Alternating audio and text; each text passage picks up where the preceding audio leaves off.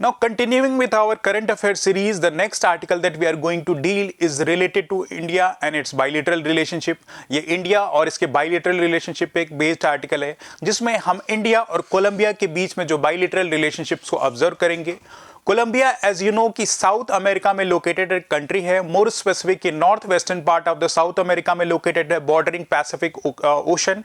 तो उस पे बेस्ड हम देखेंगे कि इंडिया और कोलंबिया के बीच में अभी किस फील्ड में of a recent memorandum of understanding sign हुई है।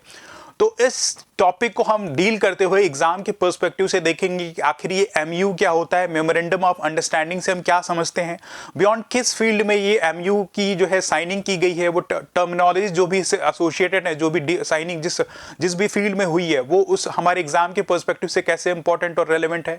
बियॉन्ड क्योंकि हम कोलंबिया से डील कर रहे हैं तो कोलंबिया और इंडिया के बाइलेटरल रिलेशनशिप को भी हम एक समराइज फॉर्म में देखेंगे कि इंडिया और कोलंबिया के जो बाइलेटरल रिलेशनशिप है वो कैसे विद टाइम इवॉल्व हुए हैं, किस किस फील्ड में जो है इंडिया और कोलंबिया कोऑपरेट कर रहे हैं। एंड बियॉन्ड क्योंकि ये एक आईआर का टॉपिक है तो हम इसको एक्स्ट्रापोलेट करेंगे मैपिंग के पर्सपेक्टिव से।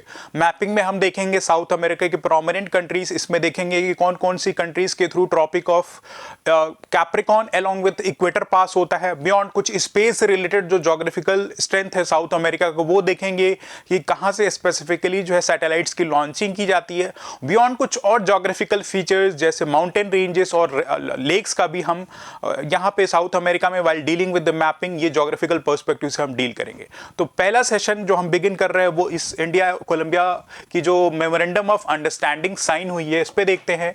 ये मेमोरेंडम ऑफ अंडरस्टैंडिंग कोलंबिया और इंडिया के बीच में जो साइन हुई है वो रिलेटेड है डिजिटल इंक्लूजन से बेस्ड। कोलंबिया ने इंडिया के साथ ये जो एमयू साइन किया है इस पर्सपेक्टिव से कि इंडिया कोलंबिया के साथ कोऑपरेट करेगा और कोलंबिया को इन टर्न इंडिया जो है असिस्ट करेगा कि कोलंबिया भी अपने गवर्नेंस में डिजिटल सॉल्यूशंस को अडॉप्ट कर सके और इसे अपनी गवर्नेंस में इंप्लीमेंट कर सके। नाउ एज यू नो कि पिछले 10 सालों में हमारी कंट्री इंडिया ने डिजिटल टेक्नोलॉजी में एक लीप फ्रॉगिंग की है, राइट। इसके बिहाफ पे जो हमारी गवर्नेंस है वो बहुत ही बेटर इंप्रूव हुई है, जो हमारी पॉलिसीज का इंप्लीमेंटेशन है वो बहुत इंप्रूव हुआ है। मिलियंस ऑफ पॉपुलेशंस को हमने पॉवर्टी से निकाला है, all because of good governance major. और ये गुड गवर्नेंस पॉसिबल कैसे हुआ है? Through the digital technology revolution. और इसी स्ट्रेंथ को हार्नेस करते हुए इंडिया अपने relationship with the rest part of the world से डिफाइन कर रहा है और इसी स्ट्रेंथ को फर्दर हार्नेस करते हुए इंडिया और कोलंबिया के बीच में ये जो मेमोरेंडम ऑफ अंडरस्टैंडिंग साइन हुआ है। नाउ एज यू नो कि ग्लोबली कोई भी कंट्री जो होती है अगर किसी फील्ड में अपनी एक्सपर्टीज होल्ड करती है तो इसको प्रमोट करने के लिए, इसको और बेटर बनाने के लिए to the rest part of the world से शेयर करती है। और हमारी इंडिया की कोर फिलॉसफी ही G20 की वसुधैव कुटुंबकम थी, यानी कि वर्ल्ड इज ए फैमिली। तो इस बिहार पे अगर हम कुछ अच्छी प्रैक्टिसेस करते हैं तो उसे rest part of the world से भी हमें शेयर करना चाहिए।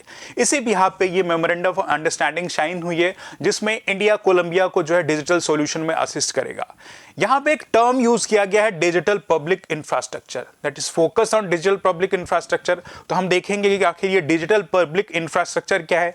इस पे बेस प्रीलिम्स में ऑलरेडी क्वेश्चन पूछा गया और इससे रिलेटेड क्वेश्चंस की दैट्स अ पॉसिबिलिटी कि स्टेट पीसीएस में भी further in the time coming time period digital public infrastructure से क्वेश्चन पुट अप किया जा सकता है। नाउ अभी आते हैं मेमोरेंडम ऑफ अंडरस्टैंडिंग। एमयू क्या होता है? हम यूजुअली कभी भी अपनी कंट्री की बाइलेटरल रिलेशनशिप किसी भी कंट्री से देखेंगे तो हमेशा देखते हैं कि एमयू साइन हुआ है इस कंट्री के साथ, हमारा एमयू साइन हुआ, मेमोरेंडम ऑफ अंडरस्टैंडिंग है। तो आखिर ये होता क्या है? क्या ये बाइंडरी है दोनों कंट्रीज के बीच में जो भी इसके प्रोविजन उसको मानना, या नॉन बाइंडरी नेचर है? तो मेमोरेंडम ऑफ अंडरस्टैंडिंग जनरली दो कंट्रीज या किसी दो कंपनीज के बीच में म्यूचुअली हो सकता है।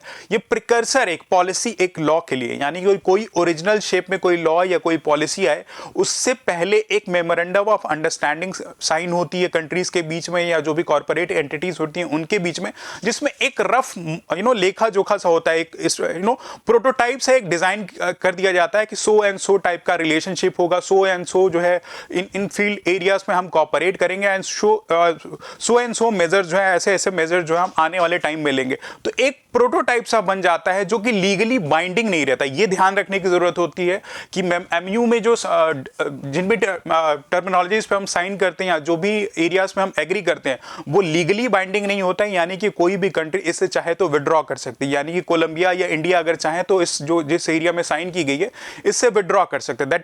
दैट मीन्स कि ये लीगली बाइंडिंग नहीं है। तो एक मेमोरेंडम ऑफ अंडरस्टैंडिंग जो होता है एक प्रोटोटाइप होता है जो कि लीगली बाइंडिंग नहीं होता है, बट इसका पर्सपेक्टिव ये है कि ओवरऑल एक प्रोटोटाइप दे देता है कि किस किस एरिया में कोऑपरेट करना है, क्या टर्म्स एंड कंडीशंस अप्लाई होंगे। तो इसी बिहाफ पे इंडिया और कोलंबिया ने मेमोरेंडम ऑफ अंडरस्टैंडिंग साइन किया है और वो रिलेटेड है डिजिटल सॉल्यूशन पे। नाउ कोलंबिया ने इंडिया से ये रिक्वेस्ट किया है कि इंडिया जो है इस डिजिटल सॉल्यूशन पे अपनी एक्सपर्टीज जो कोलंबिया के साथ शेयर करे, जिससे कि कोलंबिया में डिजिटल ट्रांसफॉर्मेशन हो सके, कोलंबिया में जो भी प्रोग्राम्स रन हो रहे हैं उनकी जो कैपेसिटी बिल्डिंग हो सके, और जो इंडिया अपनी बेस्ट प्रैक्टिसेस है वो थ्रू कोलंबिया शेयर करे ताकि कोलंबिया का भी डेवलपमेंट हो। नाउ इस डिजिटल सॉल्यूशन के लिए जो है जो फोकस रखा गया है वो डिजिटल पब्लिक इंफ्रास्ट्रक्चर पे रखा गया है। तो आखिर ये डिजिटल पब्लिक इंफ्रास्ट्रक्चर क्या है? What do you understand by digital public infrastructure? Now digital public infrastructure that is DPI एक फाउंडेशनल टेक्नोलॉजी है, एक फाउंडेशनल टेक्नोलॉजी जिसके थ्रू आप रेंज ऑफ सर्विसेज अपनी कंट्री की गवर्नेंस या एक गवर्नमेंट अपनी गवर्नेंस के लिए अपने इंडिविजुअल सोसाइटी के जो भी इंडिविजुअल्स या सिटीजन्स हैं उनको प्रोवाइड कर सकती है। जैसे कि डिजिटल पब्लिक इंफ्रास्ट्रक्चर में एक इंडिविजुअल को डिजिटल आइडेंटिटी दी जाती है जिसके बिहाफ पे उसको रेंज ऑफ सर्विसेज प्रोवाइड की जाती है। फॉर एग्जाम्पल जैसे आधार एक बायोमेट्रिक ऑथेंटिकेशन प्रोसेस है जो एक इंडिविजुअल को एक डिजिटल आइडेंटिटी देता है। आपके पास आधार नंबर है और उसके बिहाफ पे आप रेंज ऑफ सर्विसेज लेते हैं। जैसे आप पीडीएस में अगर फूड की अवेलेबिलिटी किसी इंडिविजुअल को पीडीएस के थ्रू फूड सप्लाई किया जा रहा है तो आधार के साथ ऑथेंटिकेशन उस चीज का किया गया है। मनरेगा में एज यू नो कि वर्कर्स को जो है 100 डेज ऑफ जो है एम्प्लॉयमेंट दिया जाता है, उसकी भी ऑथेंटिकेशन आधार के थ्रू होती है। और ऐसे एन नंबर्स ऑफ सर्विसेज हैं जो आधार ऑथेंटिकेशन बेस्ड है, यानी कि एक फाउंडेशनल सोर्स पे जो है रेंज ऑफ सर्विसेज प्रोवाइड की जाती हैं। तो बियॉन्ड इस डिजिटल पब्लिक इंफ्रास्ट्रक्चर में डिजिटल आइडेंटिटी के साथ साथ और भी बहुत सारे ऐसे मेजर्स और सर्विसेज दिए जाते हैं जो कि डिजिटाइज किए गए हैं। जैसे कि इनकम टैक्स आप ऑनलाइन फाइल कर सकते हैं, जीएसटी फाइलिंग ऑनलाइन कर सकते हैं, आपको किसी चीज़ का लाइसेंस लेना है वो आप ऑनलाइन डिजिटाइज फॉर्म में कर सकते हैं, अपनी मार्कशीट का जो है डिजिटाइज फॉर्म में अगर डिजी लॉकर में स्टोर करना चाहते हैं तो ये सारे रेंज ऑफ सर्विसेज जो हैं डिजिटाइज फॉर्म में है। और ये पॉसिबल कैसे हुआ? ये पॉसिबल हुआ एक इंफ्रास्ट्रक्चर जिसको हम डिजिटल पब्लिक इंफ्रास्ट्रक्चर बोलते हैं। नाउ इसकी की फीचर ये है कि ओपन एंडेड है, ये गवर्नमेंट के बिहाफ से जो है ट्रांसपेरेंसी और अकाउंटेबिलिटी को भी प्रमोट करती है कि एज एन इंडिविजुअल अगर हमें कोई इंफॉर्मेशन चाहिए तो इस पब्लिक इंफ्रास्ट्रक्चर से हम गवर्नमेंट रिलेटेड इंफॉर्मेशन को पा सकते हैं। ये गवर्नमेंट किन किन एरियाज में एक्टिविटी कर रही है, क्या क्या डोमेन है, कितना एक्सपेंडिचर कर रही है, यानी कि ओपन एंडेड यहाँ पे जो डाटा का यूटिलाइजेशन किया जा सकता है। तो एक तो ट्रांसपेरेंसी प्रमोट करती है, अकाउंटेबिलिटी ये डिजिटल पब्लिक इंफ्रास्ट्रक्चर प्रमोट करते हैं, साथ ही साथ जो गुड गवर्नेंस के मेजर है वो डिजिटल पब्लिक इंफ्रास्ट्रक्चर प्रमोट करती है। और इसी बिहाफ पे, इसी फाउंडेशनल टेक्नोलॉजी के बिहाफ पे जो है an number of services through this digital public infrastructure जो हम ले सकते हैं। तो डिजिटल पब्लिक इंफ्रास्ट्रक्चर अगर इसको टर्मिनोलॉजीज में डिफाइन करना हो तो it is a set of technological building blocks that help countries to deliver essential services to their people. एक टेक्नोलॉजिकल बिल्डिंग ब्लॉक है जो एसेंशियल सर्विसेज है अपने एक कंट्री अपने सिटीजन्स या पीपुल को देती है, जिससे बेनिफिट क्या होता है कि range of seamless provision of essential service जो है इंडिविजुअल्स को दे सकती है, राइट। और ये क्या क्या इंक्लूड करती है? एज आई डिस्कस की डिजिटल आइडेंटिफिकेशन जैसे कि आधार हुआ, पेमेंट इंफ्रास्ट्रक्चर जैसे कि यूपीआई बेस्ड जो हम पेमेंट इंफ्रास्ट्रक्चर करते हैं वो भी डीपीआई के एम्बिट में आता है। डाटा एक्सचेंज भी थ्रू डीपीआई जो है पॉसिबल हो सकता है, यानी कि डीपीआई जो है digital public infrastructure it is a means to many end. कई सारे objectives through digital public infrastructure जो हम इनको अचीव कर सकते हैं, इसी बिहाफ पे ये डीपीआई स्टैब्लिश किया गया है। नाउ इंडिया इस टेक्नोलॉजी, इस डिजिटल टेक्नोलॉजी का यूटिलाइजेशन अपनी कंट्री की गवर्नेंस के लिए कर चुका है। एक leading example India across the world बनता जा रहा है। और इसी बिहाफ पे जो है कोलंबिया ने जो एमयू साइन किया है कि ये टेक्नोलॉजी की एक्सपर्टीज थ्रू इंडिया जो है इंडिया कोलंबिया को शेयर करेगा और उसमें कोलंबिया को जो है एक्सपर्टीज प्रोवाइड करेगा। और इसी बिहाफ पे ये पार्टनरशिप फॉर डिजिटल अडॉप्शन का जो मेजर इस एमयू में साइन किया गया है बियॉन्ड जो डिजिटल इकोसिस्टम है कोलंबिया का, वो भी थ्रू इस एमयू के थ्रू जो है साइन किया जाएगा, इंप्रूव होगा। तो इस बिहाफ पे ये मेमोरेंडम ऑफ अंडरस्टैंडिंग साइन हुआ है। ना एग्जाम के पर्सपेक्टिव से हमने अभी तक देख लिया कि ये मेमोरेंडम ऑफ अंडरस्टैंडिंग क्या होता है। एज ए डिस्कस, ये एक प्रोटोटाइप है, किसी भी चीज़ को फॉर्मलाइज होने में उससे पहले मेमोरेंडम ऑफ अंडरस्टैंडिंग जो दो कंट्रीज के बीच में साइन होता है, ये लीगली बाइंडिंग नहीं है। बियॉन्ड जो एक प्रीलिम्स के पर्सपेक्टिव से more specific science and tech या इकोनॉमी के पर्सपेक्टिव से डिजिटल पब्लिक इंफ्रास्ट्रक्चर हमने देख लिया कि क्या है। नाउ हमने दो पर्सपेक्टिव देख लिया, अब आगे आते हैं हम इंडिया और कोलंबिया के बाइलेटरल रिलेशनशिप को एक समराइज्ड फॉर्म में देखते हैं, और उसके बाद मैपिंग और ज्योग्राफी का पर्सपेक्टिव हम कोलंबिया और साउथ अमेरिका से रिलेटेड देखेंगे। नाउ इंडिया और कोलंबिया के बाइलेटरल रिलेशनशिप को अगर देखा जाए तो एज यू नो कि 1950 के 1947 के इंडिपेंडेंस के बाद इंडिया जो है राइट फ्रॉम 1949 इंडिया कोलंबिया के साथ हमारे जो है डिप्लोमेटिक रिलेशनशिप जो एस्टैब्लिश हो गए हैं, और ये इस 2024 में हमारे जो relationship around 65 years of diplomatic relationship with Colombia हो जाएगा। यानी कि हम 65 साल अपने डिप्लोमेटिक रिलेशंस विद कोलंबिया जो अब तक करते हैं उनके 65 साल पूरे हो जाएंगे। Now in an number of areas हम जो है कोलंबिया के साथ कोऑपरेट कर रहे हैं, काफ़ी बेटर और काफ़ी कॉर्डियल रिलेशनशिप इंडिया का कोलंबिया के साथ रहा है, और रेंज ऑफ डोमेन्स में हम इनके साथ कोऑपरेट कर रहे हैं, जैसे पॉलिटिकल डोमेन में, कमर्शियल रीजन, कमर्शियल डोमेन में, अलॉन्ग विद कल्चरल डोमेन में, पीपल टू पीपल कनेक्टिविटी हो उसमें, उस एरियाज में हम कोऑपरेट कर रहे हैं। बियॉन्ड रेंज ऑफ इन्वेस्टमेंट दोनों कंट्रीज में, ऑल्दो कोलंबिया का इन्वेस्टमेंट इंडिया में क्वाइट मिनिमम है, लेकिन India quite larger investment Colombia में कर रहा है। रीजन बिंग कोलंबिया एक मिनरल ऑयल रिच रीजन है, located the vicinity of Venezuela. यहाँ पे वेनेजुएला आप देख लो, उसके विसिनिटी पे north western part of the आपकी जो साउथ अमेरिका, वहाँ पे ये वेनेजुएला लोकेटेड है, तो मिनरल ऑयल रिच रीजन है, और इस बिहाफ पे इंडिया का इन्वेस्टमेंट यहाँ पे काफ़ी ज़्यादा है। तो in the area of political, commercial as well as cultural areas में इंडिया और कोलंबिया कोऑपरेट कर रहे हैं। बियॉन्ड दैट हमारे इकोनॉमिक और कमर्शियल रिलेशनशिप भी कोलंबिया से क्वाइट बेटर है, जैसा कि मैंने डिस्कस किया कि मिनरल ऑयल के फील्ड में, vehicles, engineering goods along with the pharmaceuticals के फील्ड में इंडिया अलॉन्ग विद कोलंबिया एक दूसरे से कोऑपरेट कर रहे हैं। एक दूसरे के साथ ट्रेड और इन्वेस्टमेंट बूस्टअप करने के लिए इंडिया और कोलंबिया के बीच में बाइलेटरल इन्वेस्टमेंट डील है, जो कि automobiles, agrochemicals, IT sector, pharmaceuticals में अलॉन्ग विद द ऑयल जो है इन फील्ड में जो है कोलंबिया और इंडिया एक दूसरे से कोऑपरेट कर रहे हैं। टेक्नोलॉजिकल और इकोनॉमिक कोऑपरेशन भी इंडिया और कोलंबिया कई और फील्ड में करता है, और कई सारे ऐसे फील्ड हैं जहां पे मेमोरेंडम ऑफ अंडरस्टैंडिंग साइन हुई है बियॉन्ड दिस डिजिटल इंक्लूजन। जैसे कि आपकी जो हाइड्रोकार्बन का सेक्टर है वहां पे एमयू साइन किया गया है। ट्रेडिशनल सिस्टम ऑफ मेडिसिन, जैसे आपका योगा हुआ, होम्योपैथी हुआ, यूनानी मेडिसिन जो आयुष वाला सेक्टर है, इस फील्ड में भी हम कोलंबिया के साथ कोऑपरेट करते हैं। साइंस एंड टेक में भी एक कोऑपरेशन है हमारे कोलंबिया के साथ। Space, defence along with cultural exchange में जो है हम कोलंबिया के साथ कोऑपरेट करते हैं। नाउ एक soft culture, soft power diplomacy की बात की जाए तो योगा ऐसा इंस्ट्रूमेंटल टूल इंडिया के लिए बनता आ रहा है कि अक्रॉस द वर्ल्ड जो हम योगा को प्रमोट करेंगे, परपेचुएट करेंगे, और इसी के बिहाफ पे हमारे relationship with the rest part of the world quite improve होंगे। तो योगा भी एक ऐसा फील्ड है जो कि हमारे कल्चरल रिलेशनशिप विद कोलंबिया के साथ इंप्रूव करता आया है, और इस बिहाफ पे भी, इस एरिया में भी हम जो है कोलंबिया के साथ जो है कोऑपरेट करते हैं। यू कैन सी कि इंटरनेशनल डे ऑफ योगा जो है on 21 of June, I hope international day of yoga मनाया जाता है, 21 ऑफ जून को जो है ये सेलिब्रेट किया जाता है। तो इस फील्ड में भी कोलंबिया के साथ हम कोऑपरेट कर रहे हैं। बियॉन्ड हमारे बहुत सारे आईटी प्रोफेशनल जो हैं कोलंबिया में रेसाइड करते हैं, तो इस पर्सपेक्टिव से भी हमारे डायस्पोरा के लिए भी कोलंबिया क्वाइट इंपॉर्टेंट और रेलेवेंट हो जाता है। तो now you have in brief seen कि किन किन एरियाज में इंडिया और कोलंबिया एक दूसरे से जो है इनका बायलैटरल रिलेशनशिप कैसे विद टाइम इवॉल्व हुआ, किस किस एरिया में कोऑपरेट करते हैं। नाउ मैपिंग के पर्सपेक्टिव से अब आते हैं, देखते हैं कि मैपिंग के पर्सपेक्टिव से कैसे ये इंपॉर्टेंट है। Beyond geography of South America अब हम देखेंगे। तो मैपिंग के पर्सपेक्टिव से ऐसा डिस्कस कि कोलंबिया जो है, एज यू नो कि north western part of the South America में लोकेटेड है। साउथ अमेरिका एक कॉन्टिनेंट है और कोलंबिया यहाँ पे north western part of the South America में लोकेटेड और closer to the vicinity of Pacific Ocean. जो बॉर्डर है यहाँ पे आपका कोलंबिया का जो लैंड बॉर्डर है वो पैसिफिक ओशन से शेयर होता है and it is located bordering countries like Venezuela, एक साइड पे वेनेजुला लोकेटेड है, beyond Peru, Ecuador along with Brazil से ये जो है कोलंबिया जो है बॉर्डर शेयर करता है और कोलंबिया की कैपिटल सिटी जो है बोगोटा है। तो फैक्ट बेस कुछ वनडे एग्जामिनेशन में ऐसे क्वेश्चंस कैपिटल सिटी से रिलेटेड, तो कोलंबिया की कैपिटल सिटी जो है बोगोटा है। नाउ साउथ अमेरिका की अगर बात की जाए तो साउथ अमेरिका में अराउंड 13 कंट्रीज आर देयर।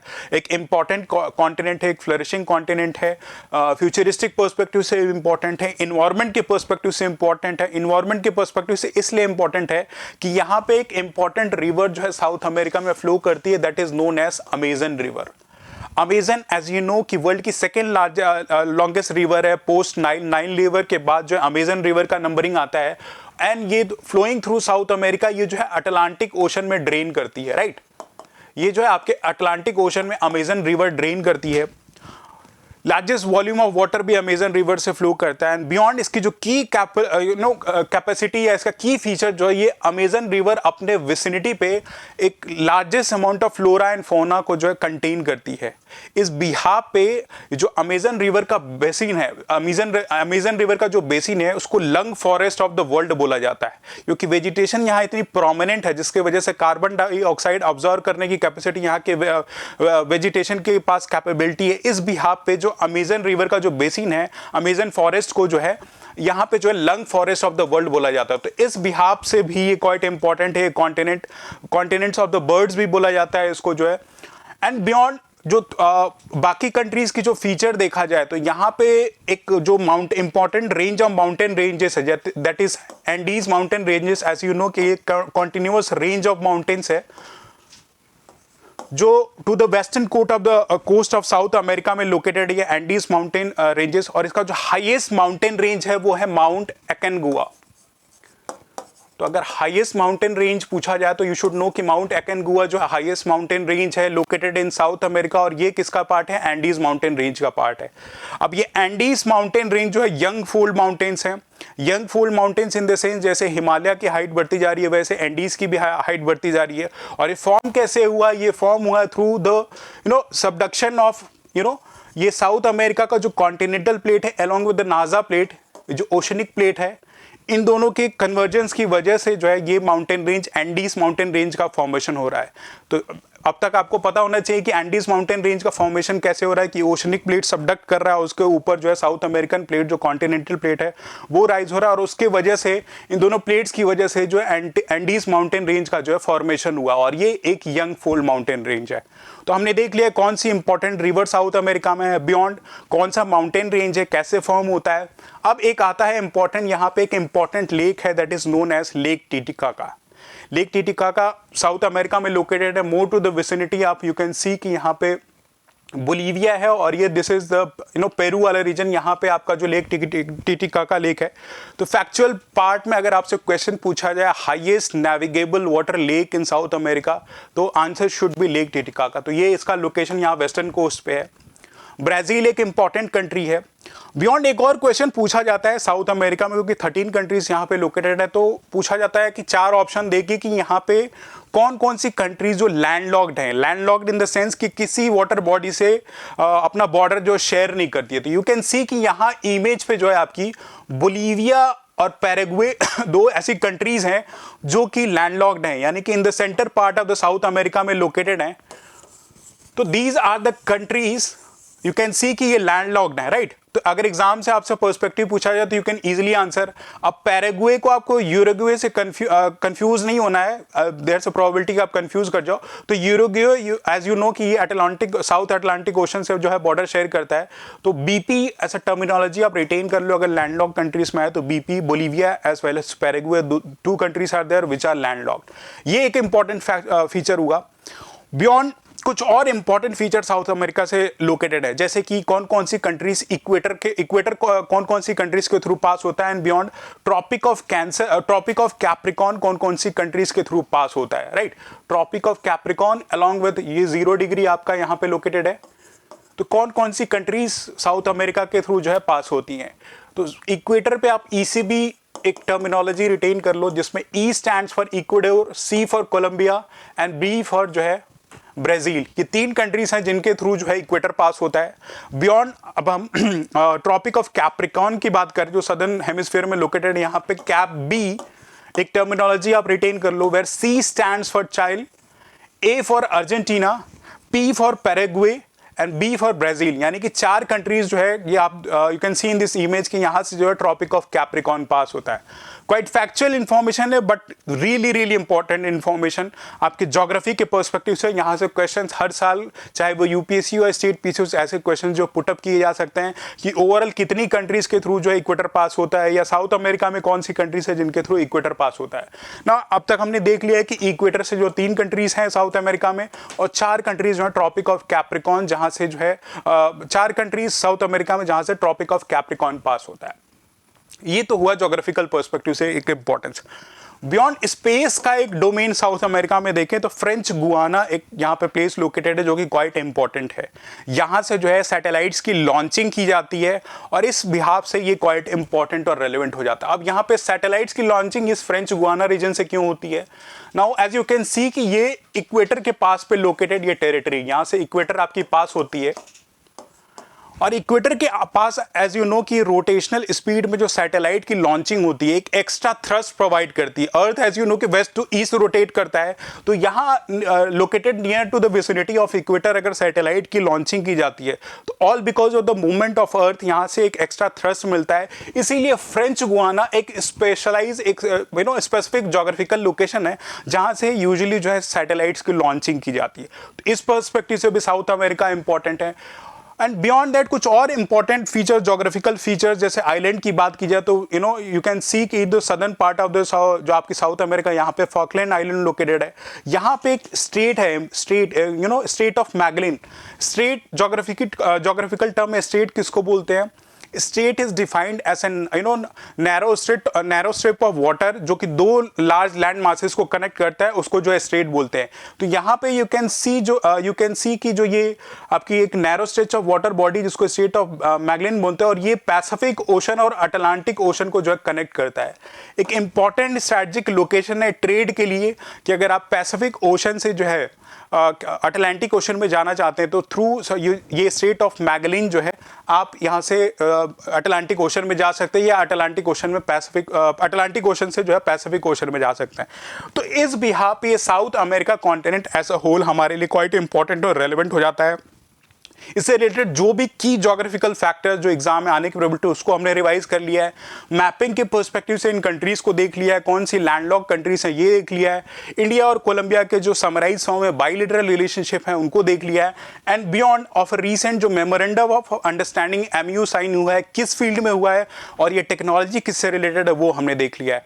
तो आई होप कि ये क्वाइट इंफॉर्मेटिव सेशन होगा आपका कोलंबिया से रिलेटेड, और एग्जाम में इसको आप इजीली जो है अप्लाई कर सकते हैं। साथ ही साथ आपकी ज्योग्राफी भी इसके थ्रू जो है क्वाइट रिवाइज हुई है। तो this is all related to this India and Colombia bilateral relationship.